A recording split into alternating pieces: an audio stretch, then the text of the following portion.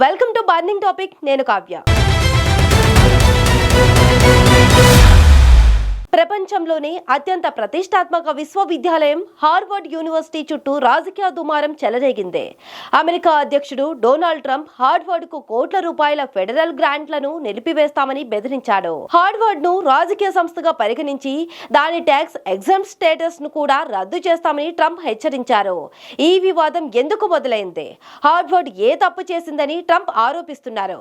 ఈ గ్రాంట్లు ఏమిటి? వాటిని ఎందుకు నిలిపివేస్తున్నారు? హార్వర్డ్ ఎలా స్పందిస్తోంది?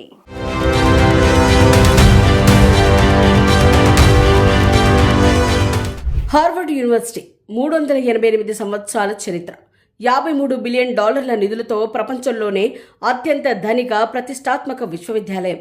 ఈ సంస్థ 8 అమెరికా అధ్యక్షులను, అనేక మంది నోబెల్ గ్రహీతలను తయారు చేసింది. అయితే ట్రంప్ పరిపాలనలో హార్వర్డ్ను వివాదాలు చుట్టుముట్టాయి. ట్రంప్ ప్రభుత్వం హార్వర్డ్కు సుమారు 18,300 కోట్ల రూపాయల గ్రాంట్లను, $60 మిలియన్ కాంట్రాక్ట్ను నిలిపివేసింది. ఈ నిధులు హార్వర్డ్కు ఫెడరల్ ప్రభుత్వం నుంచి వచ్చే $9 బిలియన్ భాగం. ఇందులో $7 బిలియన్ హాస్పిటల్స్కు, $2 బిలియన్ పరిశోధనలకు వెళ్తాయి.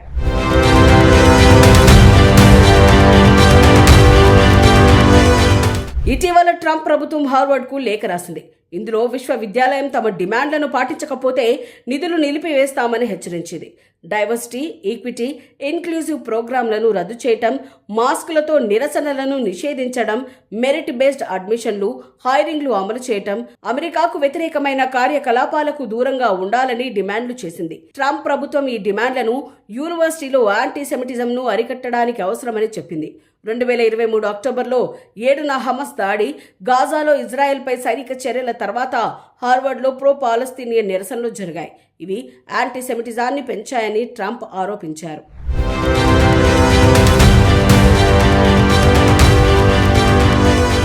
హార్వర్డ్ యూనివర్సిటీ అధ్యక్షుడు అలన్ గార్బర్ ఈ డిమాండ్లను తీవ్రంగా వ్యతిరేకించారు. ఈ డిమాండ్లు హార్వర్డ్ ఫస్ట్ అమెండ్మెంట్ హక్కులను ఉల్లంఘిస్తాయని పేర్కొన్నారు. ఏ ప్రభుత్వం, ఏ పార్టీ అధికారంలో ఉన్నా ప్రైవేట్ యూనివర్సిటీలు ఏం చదివించాలి, ఎవరిని నియమించాలి, ఎవరిని అడ్మిట్ చేయాలి, ఏ అధ్యయన రంగాలను అనుసరించాలి అని చెప్పకూడదని గార్బర్ అన్నారు. హార్వర్డ్ యాంటీసెమిటిజంను ఎదుర్కోవడానికి ఇప్పటికే చర్యలు తీసుకుందని, అంతర్జాతీయ హోలోకాస్ట్ రిమెంబరెన్స్ అలయన్స్ యాంటీసెమిటిజం వివరాలు స్వీకరించినట్లు గార్బర్ చెప్పారు. అయినప్పటికీ ట్రంప్ ప్రభుత్వం ఈ డిమాండ్లను యాంటీసెమిటిజంను ఆపడానికి కాక లిబరల్ భావజాలాన్ని అణిచివేయడానికి, ప్రైవేట్ విశ్వవిద్యాలయాలపై నియంత్రణ సాధించడానికి ఉపయోగిస్తోందని హార్వర్డ్ ఆరోపించింది.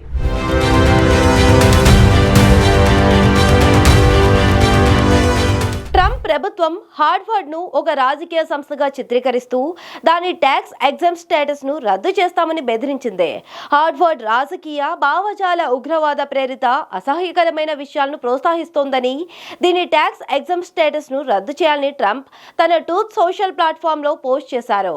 హార్వర్డ్ యూదు విద్యార్థులపై జరిగిన యాంటీ సెమిటిజం కోసం క్షమాపణ చెప్పాలని డిమాండ్ చేశారు. హార్వర్డ్ ఈ ఆరోపణలను ఖండించింది.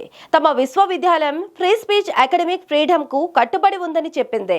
హార్వర్డ్ ను సపోర్ట్ చేస్తూ ప్రిన్స్టన్, స్టాన్ఫోర్డ్ వంటి ఇతర విశ్వవిద్యాలయాలు మాజీ అధ్యక్షుడు బరాక్ ఒబామా కూడా ముందుకొచ్చారు. ఈ వివాదం హార్వర్డ్ తో ఆగుతుందా, లేక అమెరికా విద్యా వ్యవస్థపై దాడిగా మారుతుందా అనేది చూడాలి.